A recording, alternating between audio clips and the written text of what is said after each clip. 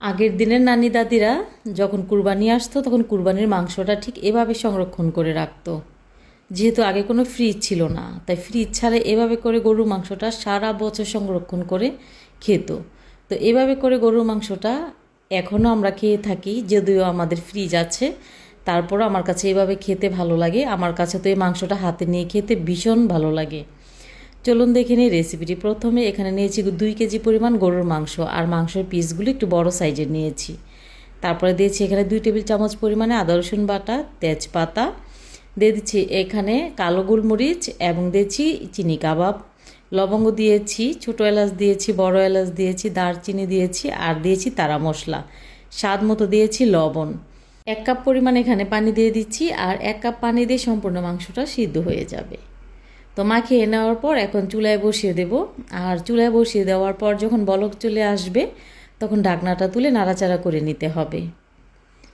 তো ঢাকনাটা তুলে নাড়াচাড়া করে নিয়েছিলাম, আর নাড়াচাড়া করে নেওয়ার পর আবারও ঢাকনা দিয়ে ঢেকে দিয়েছিলাম মিডিয়াম আঁচে। আর মিডিয়াম আঁচে ঢেকে দেওয়ার পর কিন্তু মাংস থেকে অনেকটা পানি উঠে এসেছে। তো এই পানিটা দিয়ে মাংসটা সম্পূর্ণ সিদ্ধ করে নেব। এখনও আমি চুলার আঁচটা মিডিয়াম আঁচে রেখেছি। আমরা বাঙালি, যেহেতু আমাদের কাছে ঝাল খাবারটা খেতে বেশি ভালো লাগে, তাই এখানে কিছু পরিমাণে আমি কাঁচামরিচ দিয়েছি। এই কাঁচামরিচটা যখন নরম হয়ে যাবে তখন আমি প্যান থেকে তুলে নেব। তো ঢাকনা দিয়ে ঢেকে দিচ্ছি। তো এই পর্যায়ে যখন কাঁচামরিচটা নরম হয়ে গেছে তখন প্যান থেকে নামিয়ে নিচ্ছি, আর সম্পূর্ণ আস্ত মশলাগুলো আমি তুলে ফেলে দিয়েছি। তারপরে নাড়াচাড়া করে সম্পূর্ণ পানিটা শুকিয়ে নিচ্ছি। মাংসের পানিটা যখন এরকম ভালো করে শুকিয়ে যাবে তখন চুলা থেকে আমি নামিয়ে নিচ্ছি। আর নামিয়ে নেওয়ার পর এখানে কিছু চর্বি নিয়েছি। আর এই মাংসটা চর্বির তেল দিয়ে ডুবিয়ে রাখতে হয়, তাহলে মাংসটা দীর্ঘদিন ভালো থাকবে। তো চর্বির তেলের মধ্যে এখানে কিছু আস্ত গরম মশলা দিয়েছি। গরম মশলা দিয়ে নাড়াচাড়া করে যতক্ষণ না পর্যন্ত চর্বিটা ভালো করে বেরিয়ে আসছে ততক্ষণ পর্যন্ত আমি জাল করে নিচ্ছি। আপনারা দেখে বুঝতে পারছেন যে চর্বির তেলটা অনেকটা বেরিয়ে এসেছে। এখন ছাঁকনির সাহায্যে তেলটা আমি ছেঁকে নিচ্ছি। এই রেসিপিটি আমার রিকোয়েস্ট রেসিপি ছিল।